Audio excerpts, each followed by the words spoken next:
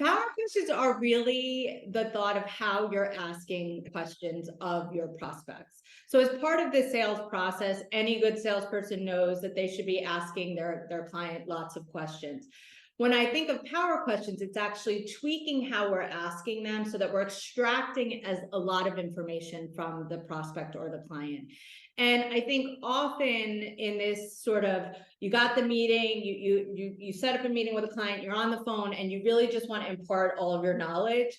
Taking a Mhm. step back and really thinking about, actually, I'm going to speak less and ask more. In fact, I would tell my teams when I was in corporate, the majority of the call should be them speaking, not you speaking. And if it's in reverse and you're speaking for the majority of the call, that is not a good sales call. And you really should think about how to reverse that. So a power question for me is always something that I prep before a prospect call. So I'm doing a ton of research, as any good salesperson should be doing ahead of a phone call.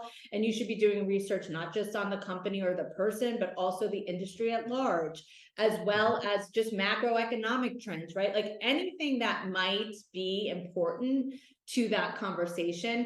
And I typically craft about 3 or 4 questions ahead of that call even. Now, in the middle of the call, you might sort of be inspired, or that the client or prospect might say something where you need to tweak or you need to sort of riff on maybe a question that you've come up with.